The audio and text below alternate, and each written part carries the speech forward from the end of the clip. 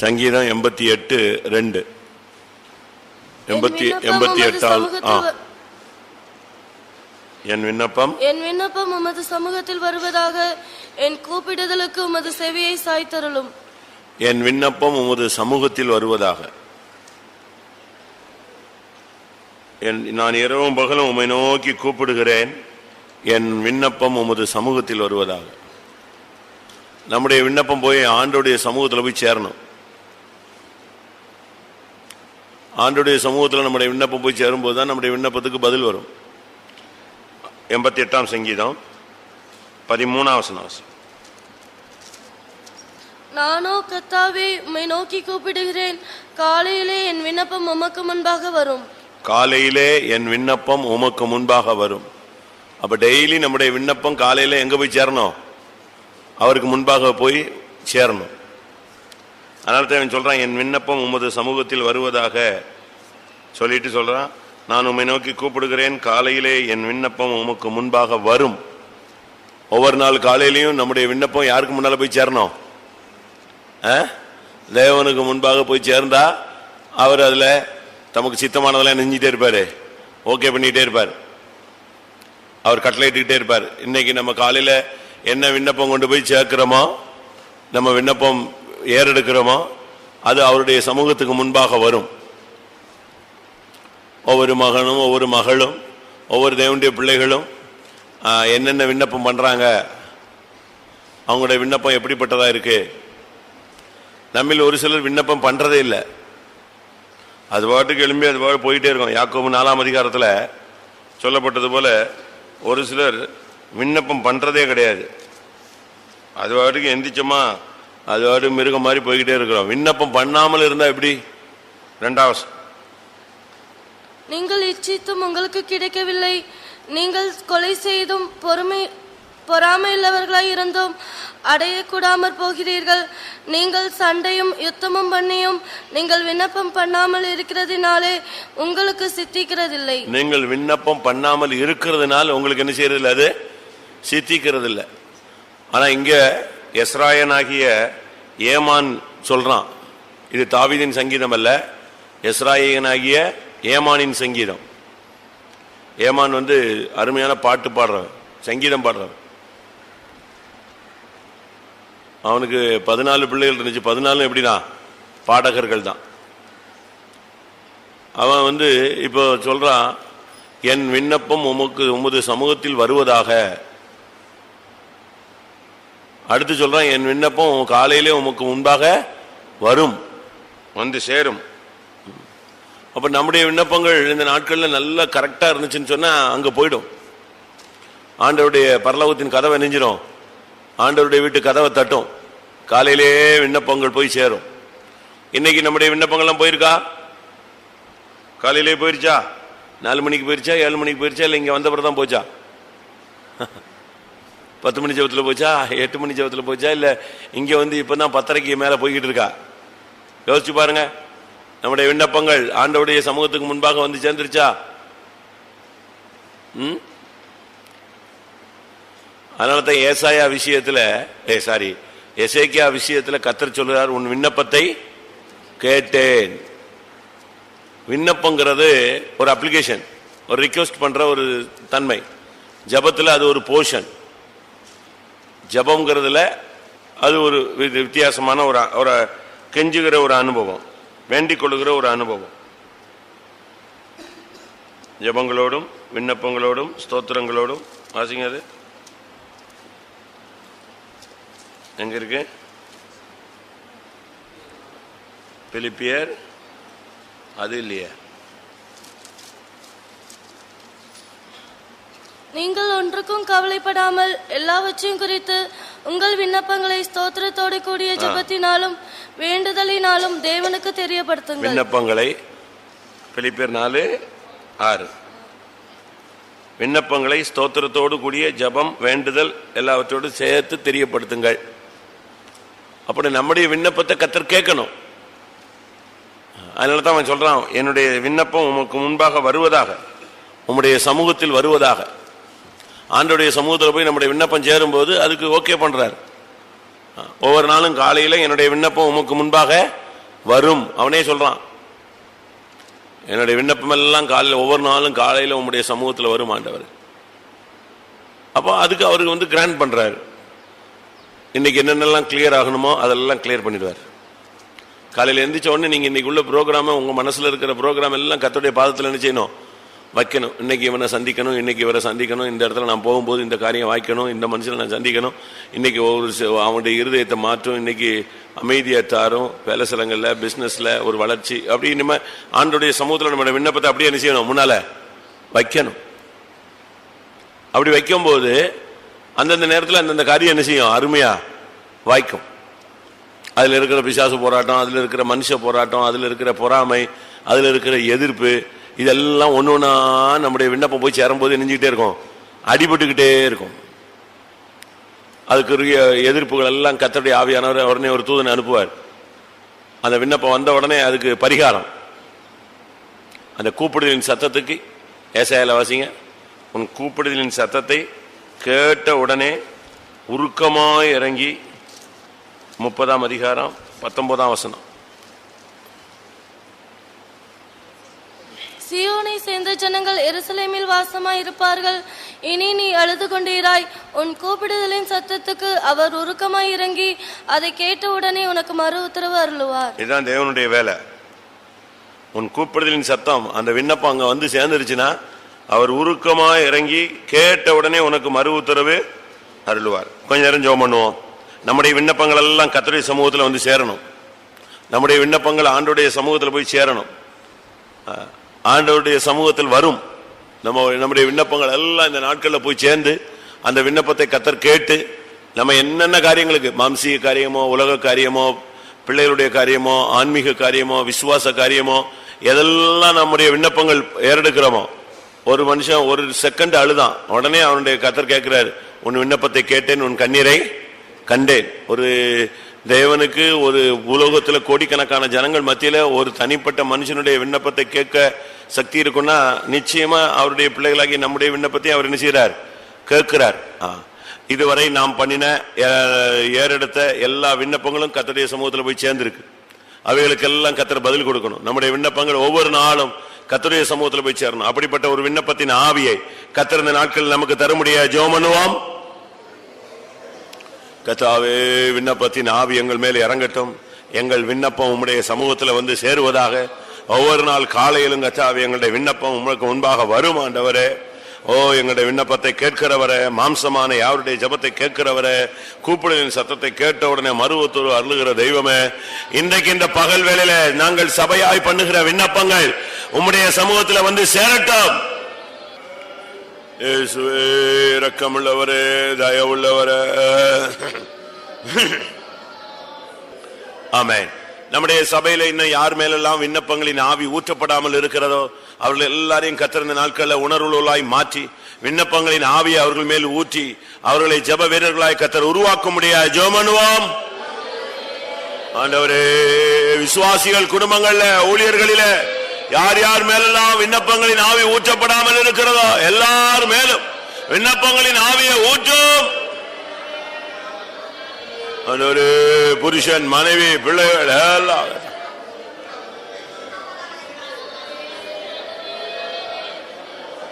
ஹல்லேலூயா, ஹல்லேலூயா, ஹல்லேலூயா. ஆமென். இந்த காரியத்துக்காக நம்ம நல்லா ஜெபம் பண்ணணும். உங்க வீட்டில் உள்ளவங்க திருந்தணும், சரிப்படணும் அப்படின்னு ஜெபிக்கிறத விட வீட்டில் உள்ளவங்க எல்லாம் விண்ணப்பங்களின் ஆவியினால் நிரப்பப்படணும்னா விண்ணப்பத்தில் ஜப ஆவியில உட்கார்ந்துட்டானாலே அவனுக்கு என்ன வந்துடும்? புத்தி தெளிஞ்சிடும். தனித்தனியா ஜெபிக்க ஆரம்பிச்சிருவான். வாசிங்க சகரியா 12. குடும்பம் குடும்பமாய், வம்சம் வம்சமாய், அடுத்து தனித்தனியே, ஸ்திரீகள் தனியே, தனித்தனியே எல்லாம் அங்கங்க ஜபம் ஸ்டார்ட் ஆயிடுச்சுன்னா பிரச்சனையே முடிஞ்சு போயிடும். சண்டை போடுறதுக்கு நேரம் இருக்காதுல்ல. நான் தாவீது குடும்பத்தாரின் மேலும் தேசம் புலம்பிக் கொண்டே இருக்கும். ஒவ்வொரு வம்சமும் தனித்தனியாக புலம்பும். தாவீது குடும்பத்தார் தனியேயும் அவர்கள் ஸ்திரீகள் தனியேயும், நாத்தான் குடும்பத்தார் தனியேயும் அவர்கள் ஸ்திரீகள் தனியேயும், லேவி குடும்பத்தார் தனியேயும் அவர்கள் ஸ்திரீகள் தனியேயும், சீமேய் குடும்பத்தார் தனியேயும் அவர்கள் ஸ்திரீகள் தனியேயும், மற்றும் உண்டான சகல குடும்பங்களிலும் ஒவ்வொரு குடும்பத்தின் மனுஷர் தனித்தனியேயும் அவர்களுடைய ஸ்திரீகள் தனித்தனியேயும் புலம்புவார்கள். கரெக்டா? தெளிவா இருக்கு பாருங்க. தேசம் புலம்பும், வம்சம் புலம்பும், குடும்பம் புலங்கும், அவருடைய ஸ்திரீகள் புலம்புவார்கள். அடுத்து சகல குடும்பங்களிலும் ஒவ்வொரு குடும்பத்தின் மனுஷர் தனித்தனியையும் என்ன செய்வாங்க? புலம்புவார்கள்.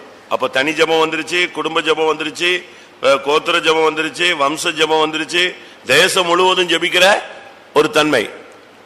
புருஷன் தனியா ஜபிக்க ஆரம்பிச்சிருவான், மனைவி ஜபிக்க ஆரம்பிச்சிருவாங்க, மொத்தமா உட்காந்து ஜபம் பண்ணுவாங்க, டைம் கிடைக்கும் போதெல்லாம் ஜபிக்க ஆரம்பிப்பாங்க. இப்படிப்பட்ட ஒரு ஜப ஆவி கர்த்தர் கிருபையினால் இந்த வசனத்தை இந்த நாட்களில நம்முடைய சபையில ஊழியர்கள், விசுவாசிகள் எல்லாருக்குள்ளேயும் கர்த்தர் நிறைவேற்ற முடியாது போராடி ஜெபம் பண்ணுவோம்.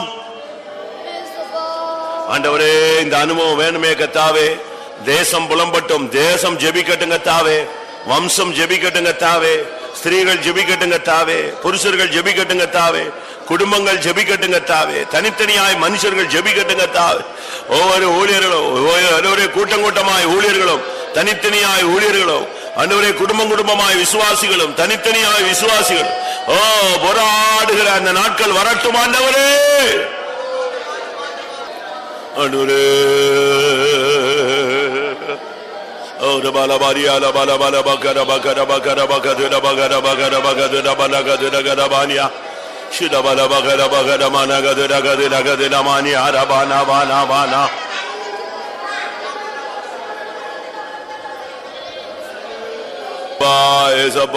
மனுஷர் தனித்தனியையும், சகோதரிகள் தனித்தனியையும், தேசமும் கதாவே, குடும்பங்களும் கதாவே, ஒவ்வொரு குடும்பமும்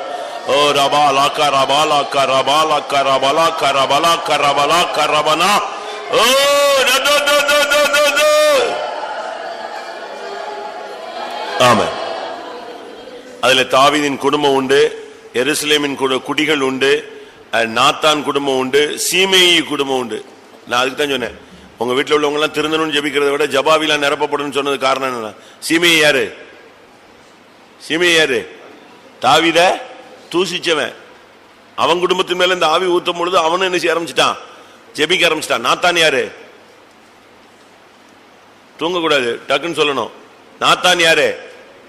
தீர்க்கதரிசி, அப்படித்தானே? தாவீதை கடிந்து கொண்ட தீர்க்கதரிசி. தீர்க்கதரிசி குடும்பம் ஜெபிக்க ஆரம்பிச்சிருச்சு. தாவீது குடும்பத்தார்னா ஊழியர்கள், எருசலேமின் குடிகள்னா விசுவாசிகள், அடுத்து தீர்க்கதரிசிகள், அடுத்து குற்றஞ்சாட்டப்பட்ட நியாயம் தீர்க்கப்பட்ட சீமேயி, அவங்க குடும்பம் என்ன செய்ய ஆரம்பிச்சது? ஜெபிக்க ஆரம்பிச்சது. அப்போ இப்போ இந்த ஜபாவி வரும் பொழுது எல்லாருக்குள்ளேயும் ஒரு மாற்றம். நம்முடைய சபையில பின்மாற்றத்தில் இருக்கிறவங்க மேல பரிசுத்தாவி வரட்டும், தேவனை விட்டு விலகினவங்க மேல ஜபாவி வரட்டும், எல்லா குடும்பங்களில் உள்ளதான துன்மார்க்கர்கள் மேல, நம்முடைய விசுவாசிகள் குடும்பங்களை எவ்வளவு லோ ஸ்டேஜில் இருந்தாலும் இந்த ஜபாவி வரும் பொழுது வாழ்க்கை மாறும். கர்த்தர் அப்படிப்பட்ட ஒரு விண்ணப்பத்தின் ஆவியை அனுப்ப முடியாது. மறுபடியும் போராடுவோம். நல்ல ஜெபம் பண்ணுங்க. வாழ்க்கை மாறும், குடும்பம் மாறும், சபை மாறும், ஊழியம் மாறும், எல்லாம் தெய்வம் செய்வார். கர்த்தாவே, ஒவ்வொரு சகோதரிகள் மேல, புருஷன் மேல, மனைவி மேல, சகோதரர் மேல, பிள்ளைகள் மேல, வாலிபர்கள் மேல, ஊழியர்கள் மேல, பெற்றோர்கள் மேல, வயோதிபர்கள் மேல, கர்த்தாவே பின்மாற்ற குடும்பங்கள் மேல, கர்த்தாவே அபிஷேகம் பெறாதவர்கள், பெற்றவர்கள், கீழ்ப்படியாதவர்கள், தூரமாய் போனவர்கள் யாராயிருந்தாலும், தூஷிக்கிறவர்கள் எல்லாரையும் விண்ணப்பங்களின் ஆவி, கிருபையின் ஆவியினால் நிரப்பும்.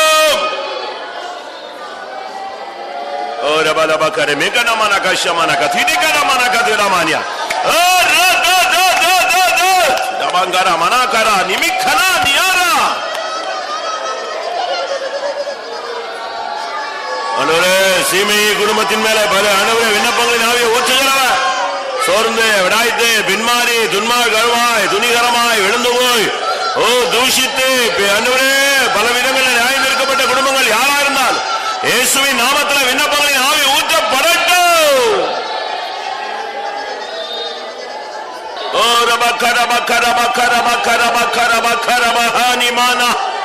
தெய்வமே, விண்ணப்பங்களின் ஆவி, கிருபையின் ஆவி ஊற்றுவேன் என்று சொன்னீரே, அந்த தீர்க்க தரிசனம் எங்களுடைய சபையில இந்த நாட்களில நிறைவேறுவதாக. அது ஒரு தீர்க்க தரிசனம், சபைக்குள்ள தீர்க்க தரிசனம். எங்க சபையில அதை நிறைவேறட்டும், எங்க சபையில நிறைவேறட்டும், எங்களுடைய சபையில நிறைவேறட்டும், இந்த நாட்களிலே நிறைவேறட்டும்.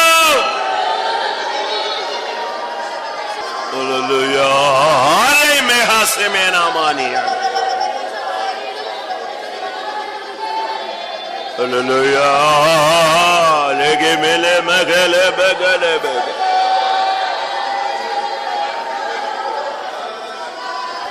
Hallelujah, hallelujah, hallelujah, hallelujah, hallelujah. Orika bala bala bala bala bala bala. Amen. வேண்டுதலின் ஆவியையும் விண்ணப்பத்தின் கிருபையையும் வேண்டுதலின் ஆமென் விண்ணப்பத்தின் கிருபையையும் வாழ்க்கைக்கு கோவனிலே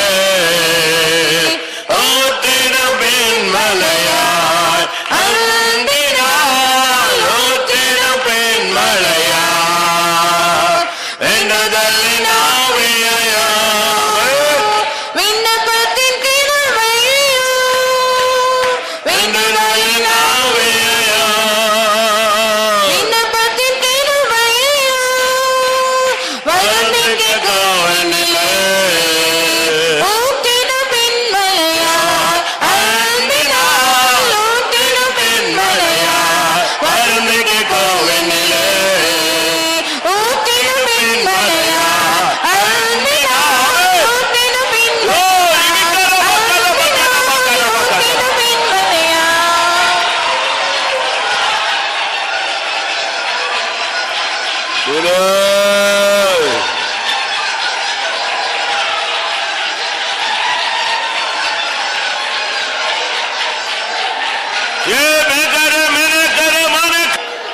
Hallelujah. Amen. கத்திருந்த நாட்கள் அந்த வசனத்தின்படி உள்ள தீர்க்க தரிசனத்தின் நிறைவேறுதலை நம்முடைய சபையில இந்த நாட்கள்ல கட்டளையிடும்படியாய் ஸ்தோத்திரம் பண்ணுவோம்.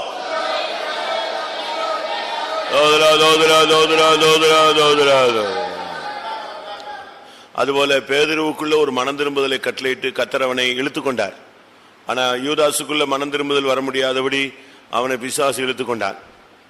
அதனால கத்திருந்த நாட்கள் நம்முடைய சபையில் உள்ள விசுவாசிகள் யாரெல்லாம் பின்மாற்றத்துல இல்லாவிட்டால் மறுதளிப்புல இல்லாவிட்டால் தேவனுக்கு விரோதமான பாதைகளில வேறு விதங்களில் பயணப்பட்டு கொண்டிருக்கிறார்களோ அவர்களை பேதுருவுக்கு ஒரு உணர்வை கொடுத்து திருப்பினது போல கத்தர் அந்த ஜனத்தை என்ன செய்யணும், திருப்பணும். இல்லாவிட்டா அவங்க அப்படியே போய் நெடுக போய் யூதாசா மாறிடுவாங்க. அவங்களுக்குள்ள ஒரு மாற்றம் வந்து அப்படியே போய் பின்மாறி போயிட்டா அதனால என்ன பிரயோஜனம்? அவங்கள ரட்சித்ததுனால பிரயோஜனம் இல்லை, அபிஷேகத்ததுனால பிரயோஜனம் இல்லை, ஊழியத்தில் கொண்டு வந்ததுனால பிரயோஜனம் இல்லை. எல்லாமே ஓடுனது ஓடுகிறது எல்லாமே நேரம் வெறுதாவாய் போயிடும். அதனால கத்திருந்த நாட்கள்ல பேதுருவுக்கு இறங்கி அவனுக்காக மனஸ்தாபப்பட்டு அவனை மனஸ்தாபத்துக்குள்ள கொண்டு வந்து அவனை திரும்பி இழுத்து கொண்டது போல நம்முடைய சபையில உள்ளதான சோர்ந்து போன, விடாய்த்து போன, பின்வாங்கி போன ஜனங்கள், ஊழியர்கள் எல்லாரையும் ஒரு வீசை கத்தர் மறுபடியும் அன்றைக்கு தெபோரியா கடற்கரையில போய் பேதுருவை அழைத்தது போல நம்முடைய ஜனங்களை மறுபடியும் ஒரு வீசை இழுத்துக் கொள்ள முடியாய் போராடுவோம். விசுவாசிகள் குடும்பங்கள்ல யார் யார் பின்வாங்கி போயிருக்கிறார்களோ, பின்தங்கி இருக்கிறார்களோ, தெய்வீகத்துல விசுவாசத்துல கத்தாவே யாரெல்லாம் விலகி போயிருக்கிறார்களோ கத்தர் அவர்கள் எல்லாம் நீ சந்திக்க முடியாய் சுபிக்கிற ஆண்டவரே. ஹல்லேலூயா, ஹல்லேலூயா, ஹல்லேலூயா.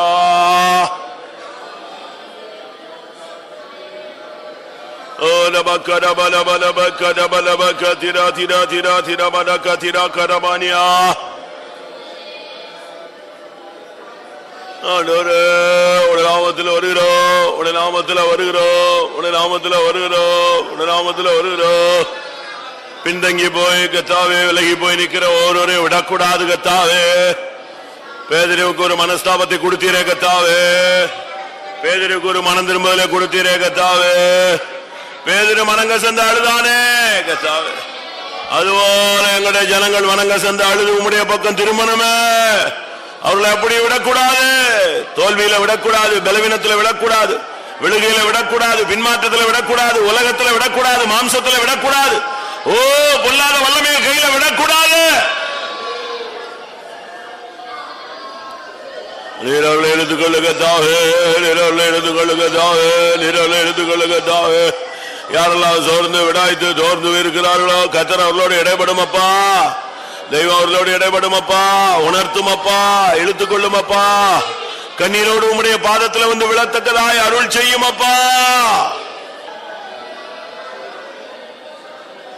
ஹல்லேலூயா, ஹல்லேலூயா, ஹல்லேலூயா. Hallelujah. Lebali arabala bakarabana antirani angarani kabahani karamani arabani akasamana. Hallelujah. Ribala bala bala bari arabala bakaramana katida manakatida kanamana katida kanamania.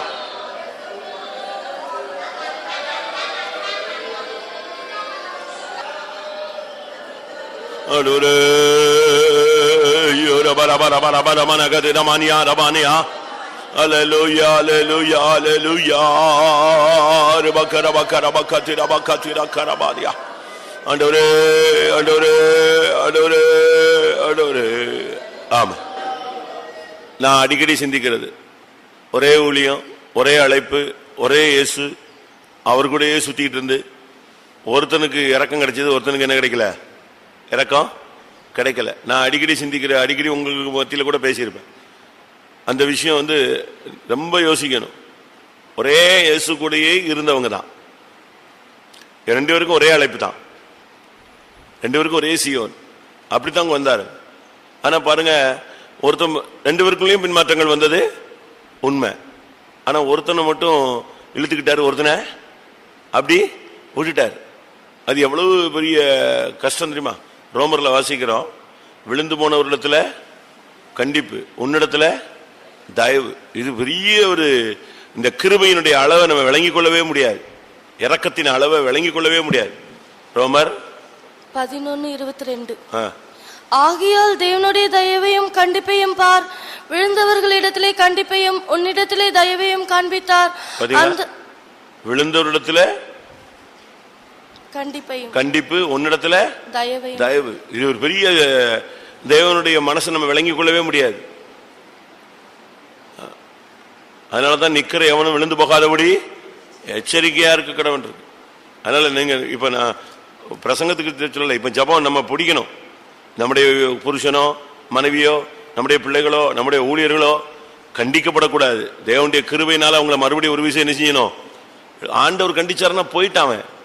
அவர் கோணலாக்கினதை ஒருவன் செவ்வையாக்க முடியவே முடியாது.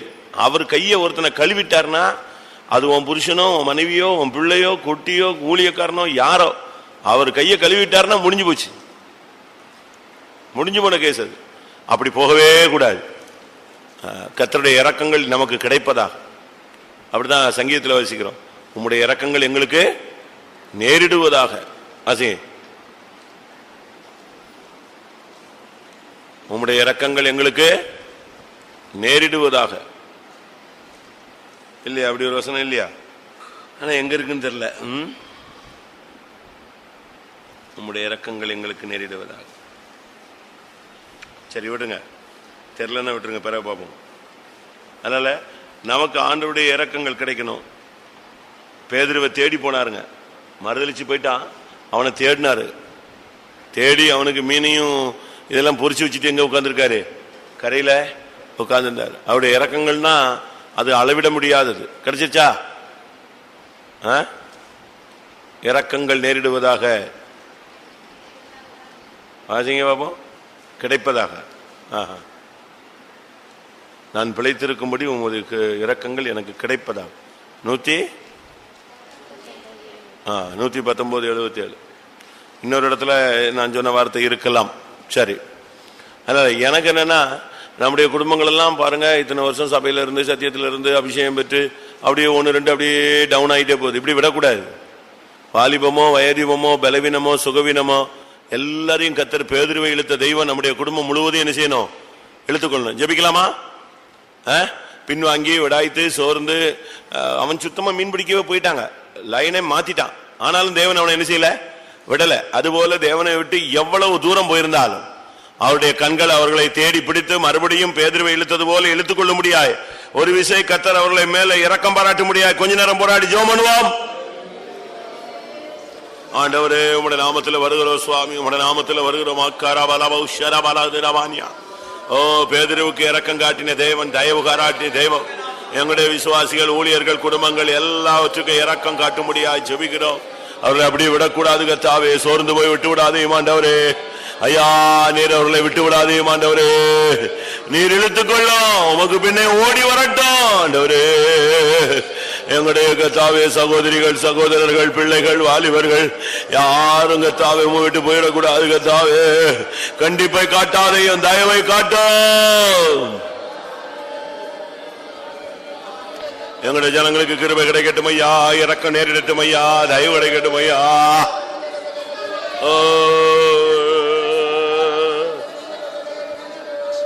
ஆமென் ஆமென். கர்த்தர் நம்முடைய ஜனத்துக்கு தயவு காட்டிருக்க முடியாது. ஸ்தோத்திரம் பண்ணுவோம். ஆமென். அதுபோல நம்முடைய ஜனங்களுடைய வீடுகள்ல தொழில்கள்ல வாழ்க்கையில எந்தெந்த பகுதியில ஏதாவது அறியாமலோ அறிந்தோ தெரிந்தோ தெரியாமலோ ஏதாவது சாபங்கள் இருக்குமானால் அதை தேவன் என்ன செய்யணும்? மாற்றணும். அது சாபமாய் இருந்ததை ஆசீர்வாதமாய் என்ன செய்யணும்? மாற்றணும். வாசிங்க. சாபத்தை ஆசீர்வாதமாய் மாற்றுகிற தெய்வம் நம்முடைய தெய்வம். அது எந்த சாபமா இருக்கட்டும், அது புறஜாதிகள் போட்ட சாபமா இருக்கட்டும், இல்ல நம்முடைய புத்தினத்தினால் வந்த சாபமா இருக்கட்டும், இல்ல தேவனே எந்த எந்த காரியத்தின் நிமித்தம் எப்படி வந்தாலும் சரி அந்த சாபம் மாறணும். வாசிங்க சீக்கிரம். உபாகமத்தில் வாசிங்க, தீர்க்க தரிசன புஸ்தகத்தில் வாசிங்க. நீ சாபமாய் இருந்தது போல நான் உண்மை ஆசீர்வாதமாய் மாற்ற பண்ணுவார். உபாகமம் 23:5. உன் தேவனாகிய கர்த்தர் பிலேயாமுக்கு செவி கொடுக்க சித்தமில்லாமல் உன் தேவனாகிய கர்த்தர் உன்மேல் அன்பு கூர்ந்தபடியினால் உன் தேவனாகிய கர்த்தர் அந்த சாபத்தை உனக்கு ஆசீர்வாதமாக மாற பண்ணினார். உன் தேவனாகிய கர்த்தர் அந்த சாபத்தை உனக்கு ஆசீர்வாதமாய் மாற பண்ணினார். அதான் தேவனுடைய வேலை. நமக்குள்ள எதெல்லாம் சாபமா இருந்துச்சோ அதெல்லாம் கர்த்தர் இந்த நாட்கள் எதெல்லாம் சாபமா இருந்துச்சோ அதெல்லாம் கர்த்தர் ஆசீர்வாதமாய் மாற பண்ண வேண்டும். அடுத்து சகரியாவா 8:13. சம்பவிப்பது என்னவென்றால், யூதா வம்சத்தாரே இஸ்ரவேல் வம்சத்தாரே, நீங்கள் புறஜாதிகளுக்குள்ளே சாபமாய் இருந்தது போலவே ஆசீர்வாதமாய் இருக்கும்படி நான் உங்களை ரட்சிப்பேன்.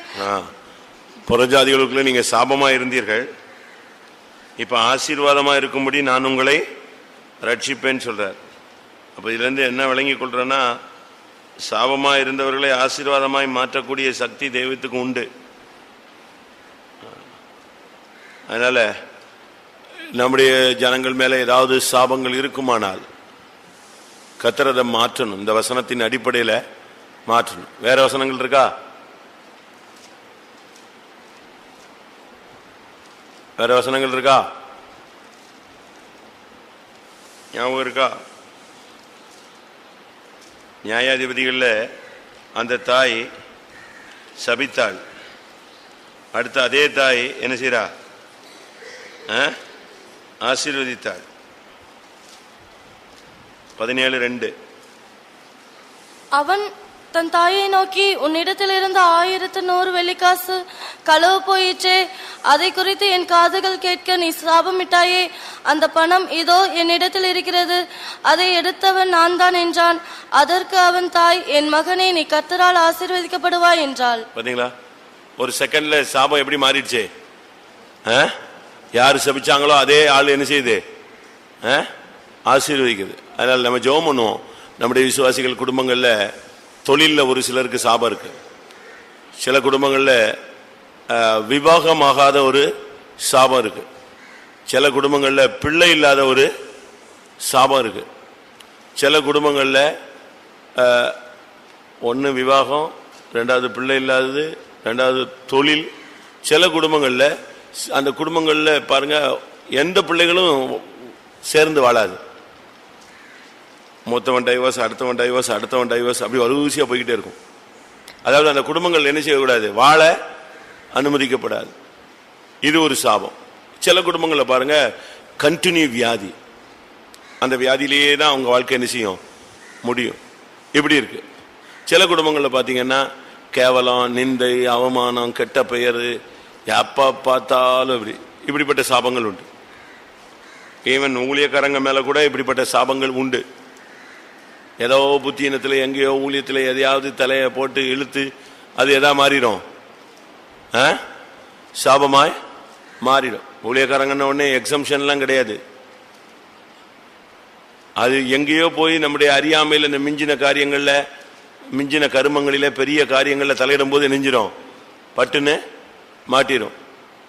பிரமாணத்தை மீறும்போது, நடத்திப்புக்கு மீறும்போது பட்டுன்னு இடிச்சுட்டு போயிடும். அது ரொம்ப கஷ்டம்.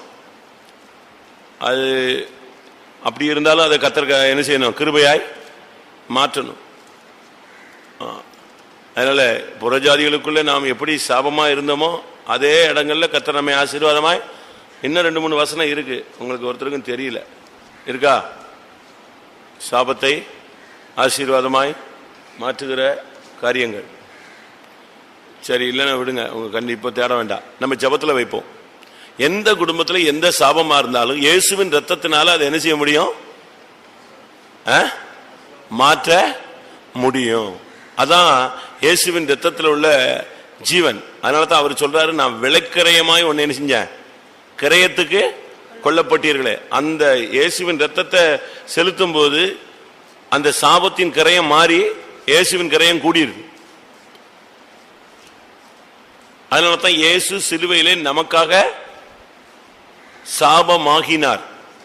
கலாத்தியர் 3:13.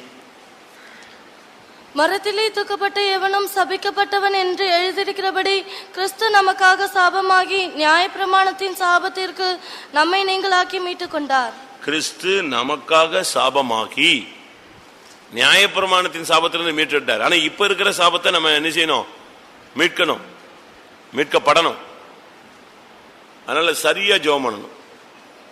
அப்படி ஜெபிக்கும் போது அந்த சாபம் மாறும். சாபம் மாறும்போது தானா பிள்ளைகளுக்கு கல்யாணம் கிளியர் ஆயிடும், பிள்ளைகள் குழந்தை உண்டாயிரும், வேலையில தொழில விருத்தி உண்டாயிரும், வியாதி விலகிடும், பிசாசு போராட்டம் போயிடும், தடைகள் மாறிடும். இதெல்லாமே இந்த சாபம் போகும் பொழுது இதெல்லாம் என்ன செஞ்சிடும்? அடிச்சுட்டு போயிடும். ஜெபம் பண்ணுமா எல்லாரும்? நம்ம யாராவது சபிச்சா என்ன சொல்லுவோம்? காரணம் இல்லாமல் இட்ட சாபம் தங்காது. அப்படித்தானே சொல்றோம். காரணம் இல்லாமல் இட்ட சாபம் தங்காது. ரைட்டு. காரணத்தோடு போட்டான்னா சொல்லுங்க, சொல்லுங்க. நாக்குல கருப்பு இருந்தா அந்த ஆள் சொன்னா கருநாக்கு பழிச்சிருங்கிறானே. பைபிள்ல வாசிங்க அந்த வசனம். காரணம் இல்லாமல் இட்ட சாபம் தங்காது. நீதிமொழிகளா? நீதிமொழி 26:2. சத்தமா சொல்லு, அப்பதான் எல்லாருக்கும் தெரியும். 26:2. அங்க மைக்கில் சொன்னா போதும். அடைக்கலான் குருவி அலைந்து போவது போலும், தகைவிலான் குருவி பறந்து போவது போலும் காரணம் இல்லாமல் இட்ட சாபம் தங்காது. காரணம் இல்லாமல் இட்ட சாபம் தங்காது. கரெக்ட் தானா? சரி. அந்த சாபம் அவன் மேல் பலித்ததுன்னு ஒரு வசனம் இருக்கு, அதை எடுங்க. அந்த சாபம் அவன் மேல் பலித்தது அப்படின்னு இருக்கு. அப்ப காரணம் இல்லாமல் இட்ட சாபம் தங்காது. கரெக்ட், நான் ஒத்துக்கிறேன்.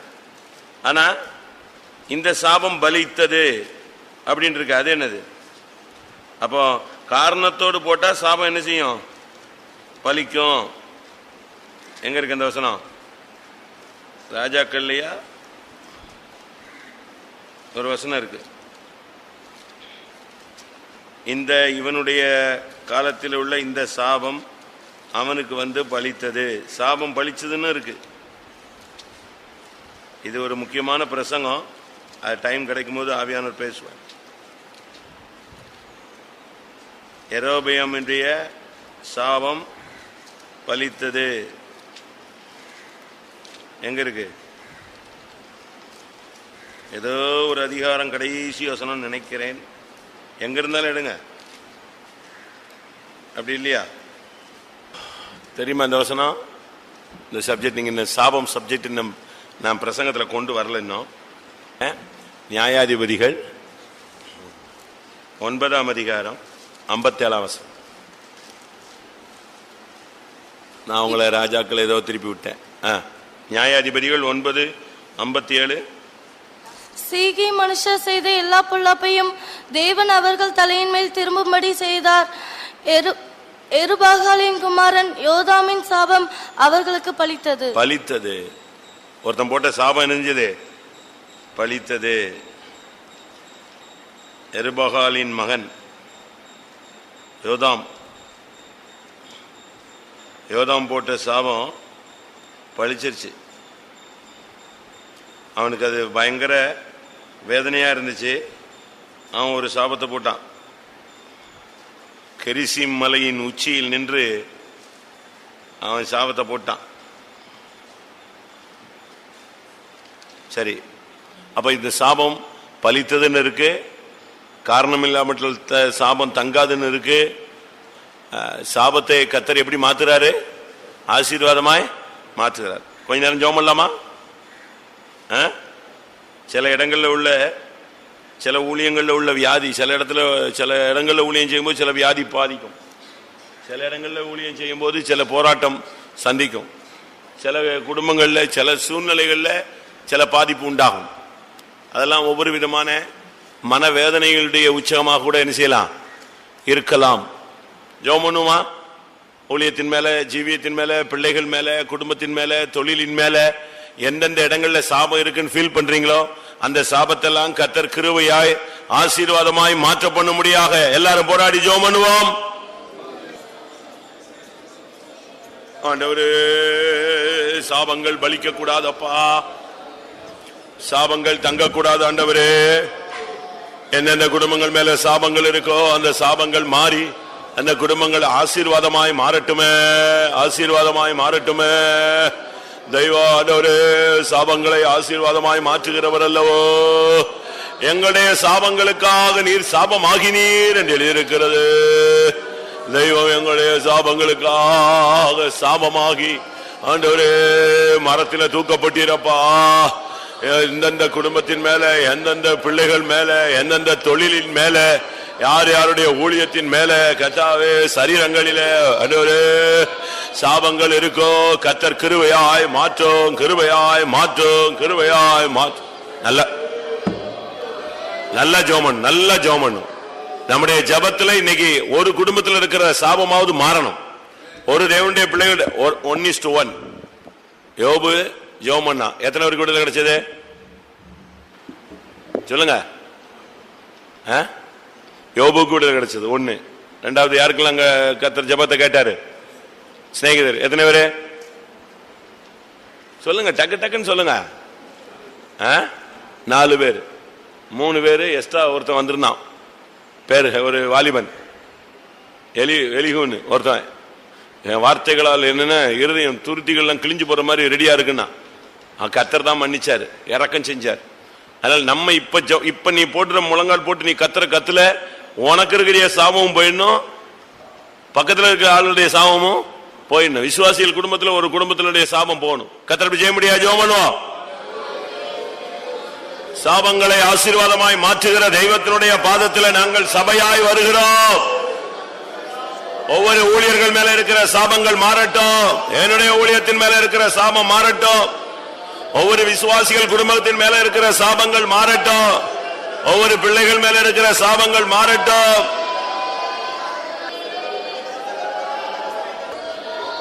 ஓ தோ தோ தோ தோ தோ தோ தோ தோ ஓரேக சந்தனே கர்பைனா துரே கபேலமா கரமெனா கசவாலா கதுரா.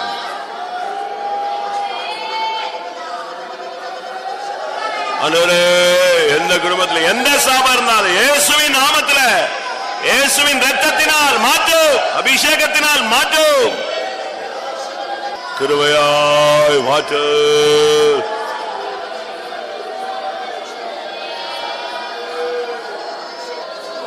ஹல்லேலூயா.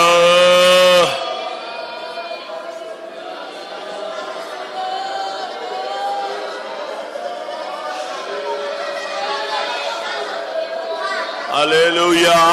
சாபத்தை மாற்றும் உம்முடைய இரத்தத்தினால, அபிஷேகத்தினால், ஓ உம்முடைய ஆவியினால் மாற்றும் ஆண்டவரே. சமநகதரா. Praise the Lord, praise the Lord, praise the Lord.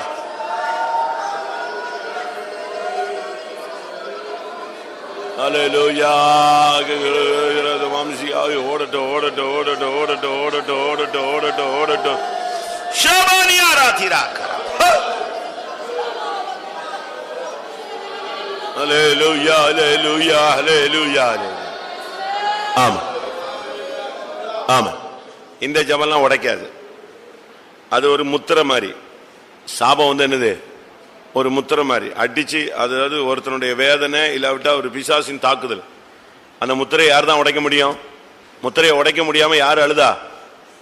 அதை பார்த்துட்டு இருந்தவன் அழுதானா, ஐயோ முத்திரையை உடைக்க ஆள் இல்லையேன்னு. அப்ப முத்திரையை ஒருத்தர் உடைக்கிறதுக்கு என்ன செய்யறாரு? பாத்திரம் இருக்கிறார். அப்ப நம்ம ஜபம் வந்து முத்திரையை உடைக்கணும். அந்த சாபத்தின் கட்ட அதாவது ஒரு புக்கில் போட்டுனா, சாபம் வந்து ஒரு கயிறு கட்டு இல்லை, அது என்னது? சங்கிலி.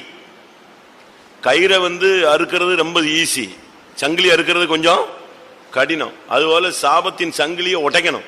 சரியா போராடு ஜெபம் பண்ணுவான். ஹல்லேலூயா ஹல்லேலூயா ஹல்லேலூயா.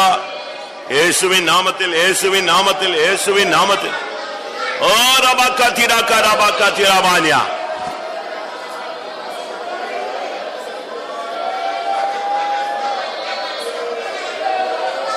ஹல்லேலூயா.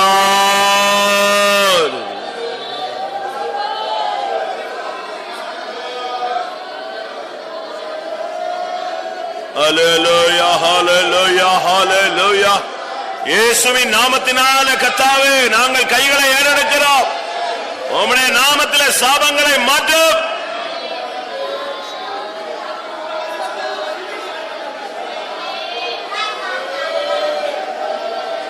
ஹல்லேலூயா ஹல்லேலூயா ஹல்லேலூயா ஹல்லேலூயா. ஓரா கரமனா கரபானே கரமனா சபல கரபானா.